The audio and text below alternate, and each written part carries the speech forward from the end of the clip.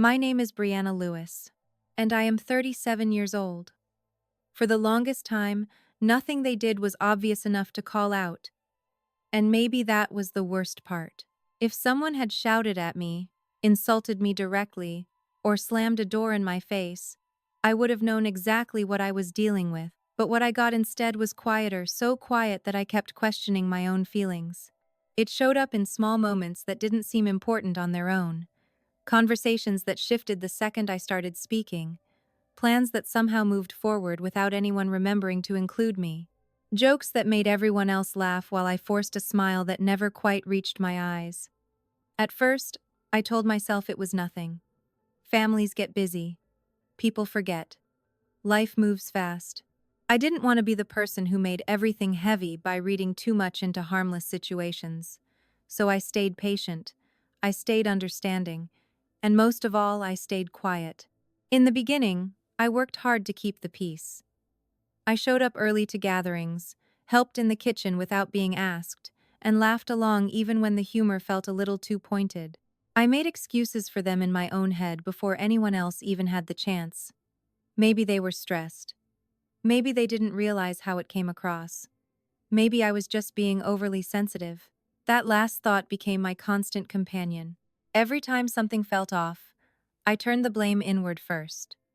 It seemed easier that way, easier than admitting the possibility that the people around me simply didn't value my presence the way I valued theirs. There were moments that lingered longer than they should have. Like the night everyone was deep in conversation at the dinner table, voices overlapping, energy high, and I finally found a pause to share something that mattered to me. I barely got halfway through my sentence before someone talked right over me, and just like that, the moment disappeared. No one circled back. No one said, "Wait, you were saying something." The conversation just kept flowing as if my voice had never entered the room at all. I remember sitting there, fork still in my hand, feeling a strange heat crawl up the back of my neck. Not anger, at least not yet. It was something softer and more confusing. Something that made me shrink into my seat while I quietly told myself not to make it a big deal. That became a pattern I couldn't unsee. Group chats where my messages were the only ones that sat unanswered, while everyone else's comments sparked long threads of replies. Family plans that I found out about after the fact, always followed by the same casual line. "Oh, we thought you were busy." Invitations that felt more like afterthoughts than genuine attempts to include me. None of it was loud enough to confront. None of it came with clear proof I could hold up and say, "See? This is what I mean." It lived in the gray space where doubt grows best. And the more it happened, the more I started to wonder if maybe the problem really was me. Still, I kept trying. That's the part I wish more people understood. I didn't pull away at the first sign of discomfort. I leaned in harder. I remembered birthdays. I checked in when someone seemed stressed. I offered help before anyone asked for it. I convinced myself that if I just showed enough care, enough patience, enough loyalty, eventually the energy would come back to me. That eventually they would notice. But what actually happened was quieter and far more unsettling. The more effort I gave, the more invisible I seemed to become. It was as if my consistency made it easy for them to assume I would always be there, no matter how little space they made for me in return. Sometimes the dismissals were wrapped so neatly in politeness that calling them out would have made me look unreasonable. A quick nod instead of real eye contact when I spoke. A distracted yeah, while someone scrolled through their phone mid-conversation. Plans being finalized in front of me without anyone pausing to ask if I wanted to come along. Each moment, taken alone, was small enough to overlook. But stacked together, they built something heavy inside my chest, a slow, quiet pressure that never fully went away. What hurt the most wasn't just being overlooked. It was the way I kept giving them the benefit of the doubt long after the pattern had already formed. I defended them in conversations they weren't even part of. I reassured myself during long, quiet drives home that relationships go through phases and that this was probably just one of them. I didn't want to believe that something deeper was happening, because if I admitted that, I would also have to face what it meant about my place in their lives. So I stayed where I was. Present. Available. Careful not to rock the boat. From the outside, everything probably looked normal. I was still showing up, still smiling in photos, still answering messages quickly and keeping my tone light. But internally, something had started to shift in ways I couldn't fully explain yet. A small voice inside me had begun keeping score not out of bitterness, but out of confusion, out of the growing realization that the effort I gave so freely didn't seem to carry the same weight coming back. And even then, I wasn't ready to call it what it was. I kept telling myself there had to be another explanation, that maybe timing was off. Maybe everyone was just distracted. Maybe I was expecting too much from people who were simply caught up in their own lives. I repeated those thoughts so often they almost sounded convincing. Almost. But late at night, when everything was quiet and there were no distractions left to hide behind, the same uncomfortable question kept surfacing. If it really was all in my head, why did it keep happening the exact same way every time? I pushed that thought down more times than I can count. I smiled through another overlooked comment. I brushed off another moment that left a dull ache sitting just under my ribs. I told myself patience was the right choice. That understanding people meant giving them room to fall short sometimes. That loyalty meant staying steady, even when things felt slightly off balance. I kept telling myself it wasn't intentional, but deep down, something felt off. If staying quiet had protected me, I might have kept doing it forever. For a long time, silence felt safer than the risk of being misunderstood. But the truth is, there comes a point when the pressure of holding everything in starts to hurt more than speaking out. I didn't explode. I didn't accuse anyone, or raise my voice. The first time I finally tried to explain how I felt, I chose my words carefully, almost cautiously, like someone stepping onto thin ice. I remember thinking that if I stayed calm enough, reasonable enough, they would hear me, that they would finally understand that I wasn't trying to create drama. I just wanted my feelings to matter. The conversation started gently. I even softened my tone on purpose, afraid that any hint of emotion might be used against me. I told them I'd been feeling a little overlooked lately, that sometimes when I spoke, it felt like my words disappeared into the background. I didn't blame anyone directly. I didn't point fingers. I left space for misunderstanding because part of me was still hoping that was all it was. For a brief second after I finished talking, there was silence in the room, and in that silence I actually felt a small flicker of relief. Like maybe finally something was about to change. But then came the shift. Not loud, not explosive, just subtle enough to make me question myself all over again. Someone let out a small laugh. Another person sighed like I had just made something unnecessarily complicated. And then the words came, the kind that sound harmless on the surface but land heavy once they settle. I was told I was being too sensitive, that everyone was just busy, that I had a habit of overthinking things. The more they spoke, the more the focus quietly moved away from what I was feeling and onto how I was reacting. Somehow, without anyone raising their voice, the conversation stopped being about my feelings and started being about my supposed tendency to make things bigger than they were. I remember sitting there, nodding slowly, even as something inside me tightened. It was strange how quickly self-doubt rushed back in. Maybe they were right. Maybe I was reading too much into small moments. Maybe I had let normal family dynamics get under my skin more than they should have. That familiar internal voice, the one that always tried to keep the peace, immediately started working overtime. Don't be difficult. Don't make this awkward. Don't turn this into something it isn't. So I swallowed the rest of what I had planned to say and let the conversation move on like nothing important had just happened. But the thing about dismissed feelings is that they don't actually disappear. They settle deeper. Over the next few weeks, the pattern repeated in ways that became harder and harder to ignore. Each time I tried to express even the smallest concern, the reaction followed the same script. I was told I was tired, stressed, misinterpreting things. Once, someone even smiled gently and said, "You know how emotional you can get."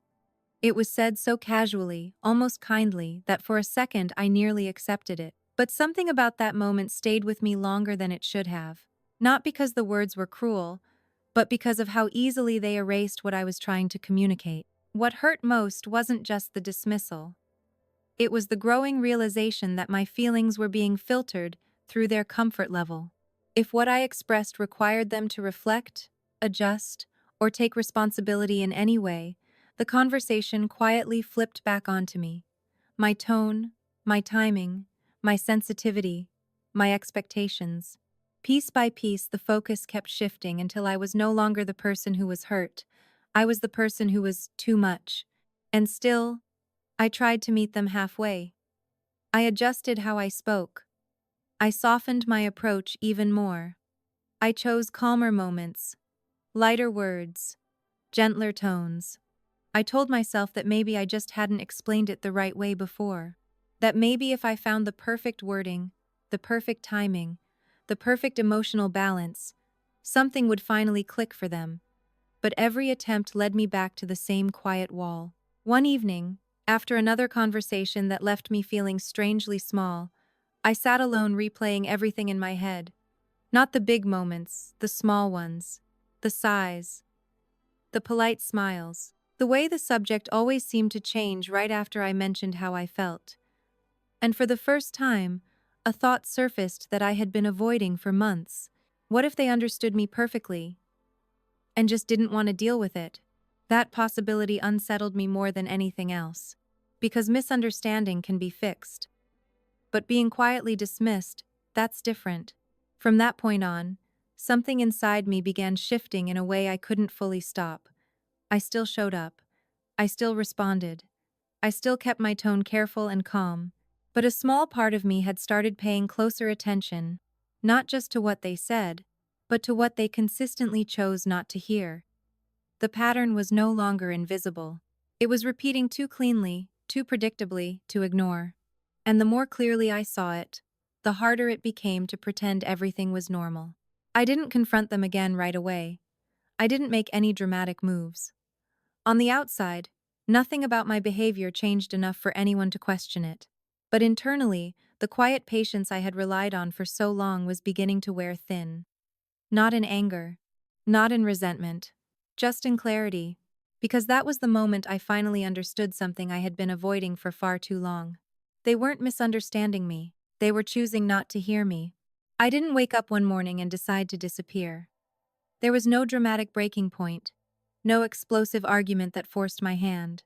If anything, the shift happened so quietly that no one noticed at first, not even me. It began in small ways, almost instinctively, like my body was reacting before my heart had fully caught up. The good morning texts I used to send without thinking became less frequent. The quick check-ins, the helpful reminders, the constant effort to stay connected slowly started to fade. I didn't announce it. I didn't make a scene. I just stopped reaching first. At the beginning, it felt strange, unnatural even. For so long, I had been the one smoothing things over, filling in the gaps, making sure the silence between us never stretched too long. Pulling back felt like breaking a habit my hands had memorized. More than once, I caught myself opening my phone, fingers hovering over the screen, ready to send the same thoughtful messages I always had. But this time, I paused. Not out of anger, not out of revenge, just out of a quiet, growing clarity that something about the old pattern wasn't working anymore. Days passed, and the difference was subtle, but I felt it. My energy wasn't constantly stretched thin anymore. The emotional weight I had been carrying without realizing it started to ease, just slightly. And still, on the outside, nothing dramatic happened. No one called me out. No one asked if something was wrong. If anything, the silence from their side continued exactly the way it always had. And that, more than anything, confirmed what I had been slowly starting to understand. When I stopped overextending myself, the connection didn't naturally balance out. It simply grew quieter. For the first couple of weeks, I told myself this was temporary. Just space. Just time to reset my own expectations. I still showed up when plans were already made. I still responded when messages came through. I wasn't trying to punish anyone. I wasn't trying to prove a point. But internally, something had shifted into a new kind of awareness. I was paying attention now not just to what they said, but to what happened when I stopped doing all the emotional heavy lifting. That's when the first small crack appeared. It came in the form of a casual message that popped up on my phone one evening. Short, almost offhand. Someone asking if everything was okay because I'd been a little quiet lately. I stared at the screen longer than I expected to. Not because the message was dramatic, it wasn't, but because of what it represented. For months, I had been the one quietly adjusting, quietly expressing, quietly trying to be heard. And now, the very first time my absence created even the slightest ripple, it was noticed almost immediately. I kept my reply light, calm, reassuring. Old habits don't disappear overnight. But after that moment, the pattern started to shift in ways that became harder to ignore. Invitations that used to feel like afterthoughts suddenly came a little earlier. Conversations that once drifted past me now paused just slightly, as if people were recalibrating without fully understanding why. No one addressed it directly, but the energy in the room began to feel different. What surprised me most wasn't their reaction, it was my own. Because for the first time in a long while, I wasn't rushing to fix the discomfort. I wasn't jumping in to smooth over the awkward pauses or fill the silence with reassurance. I stayed where I was steady, present, but no longer overextending to make everyone else comfortable at my expense. And the more I held that quiet boundary, the more noticeable the shift became. There was one gathering in particular that made everything unmistakably clear. Normally, I would have arrived early, helped organize things, made sure everyone felt at ease. This time, I showed up on time no earlier, no later, and simply took my place in the room. I listened. I engaged when spoken to. But I didn't stretch myself thin trying to hold the entire emotional atmosphere together. At first, the change was almost imperceptible. Then the small glances started. The subtle double takes. The moments where someone clearly expected me to step in the way I always had.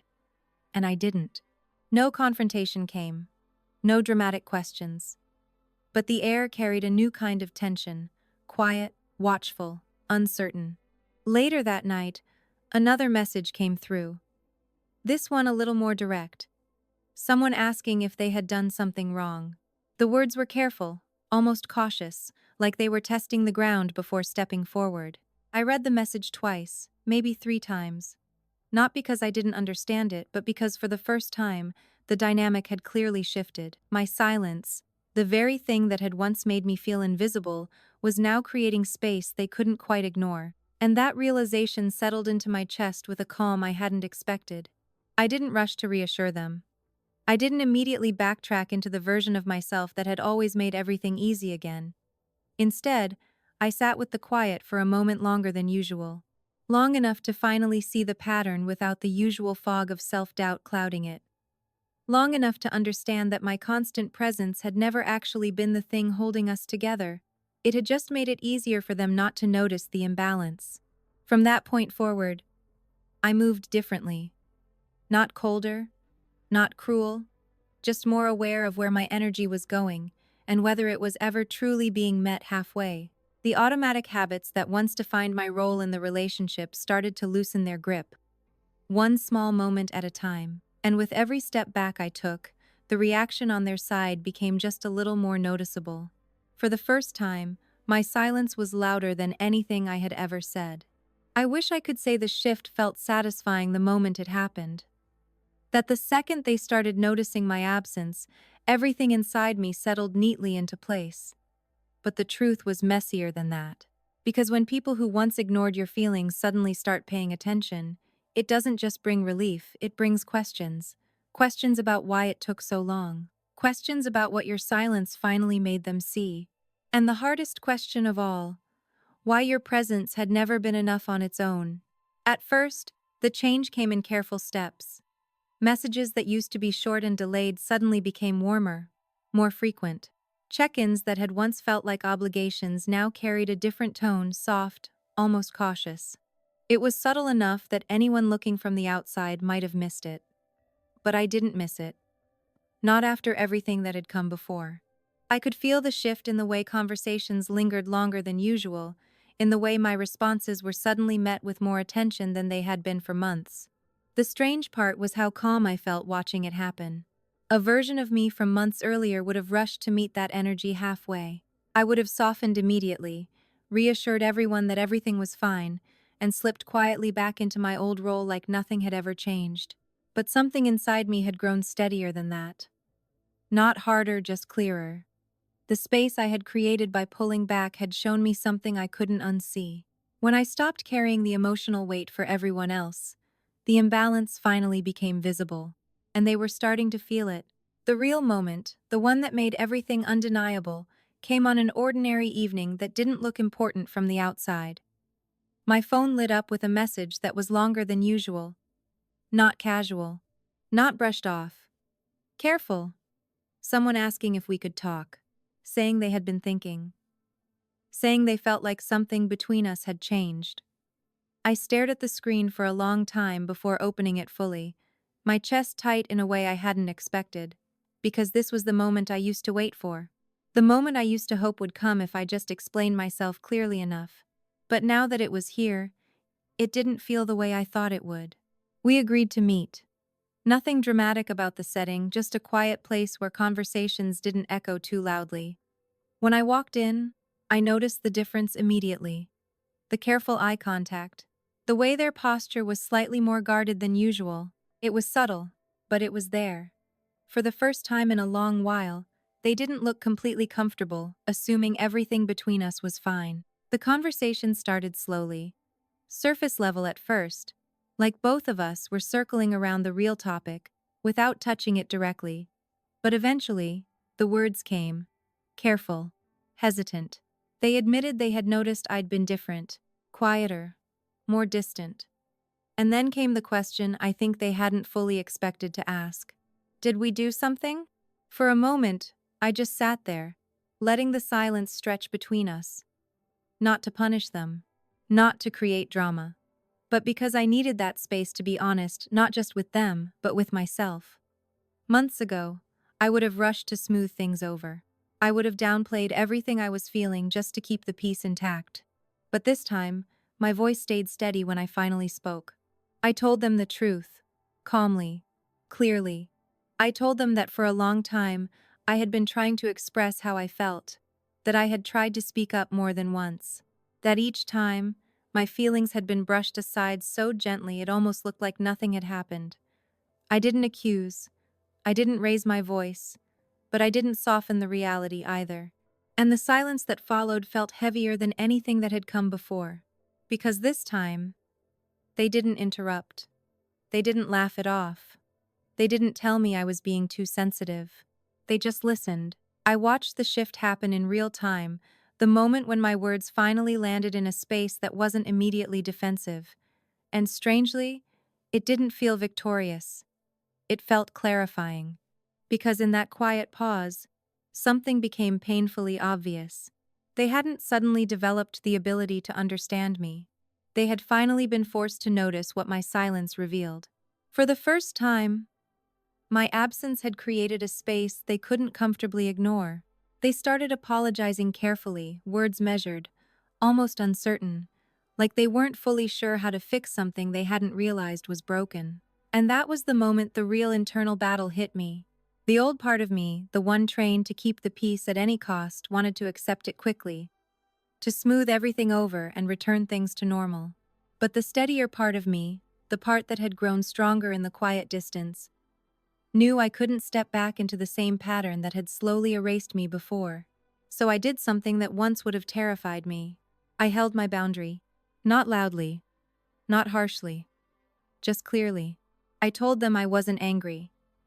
But I was paying attention now to the effort, to the consistency, to whether things actually changed or just sounded like they would in the moment. My voice didn't shake when I said it. My hands didn't fidget the way they used to when I was afraid of making people uncomfortable. For the first time in a long while, I felt completely grounded in what I was saying, and that's when I saw it. The realization on their face. Not dramatic, not explosive. Just quiet understanding settling in where dismissal used to live, because they finally saw what I had been trying to explain for months. They ignored my feelings for so long, but the moment I stopped showing up, they finally understood my value.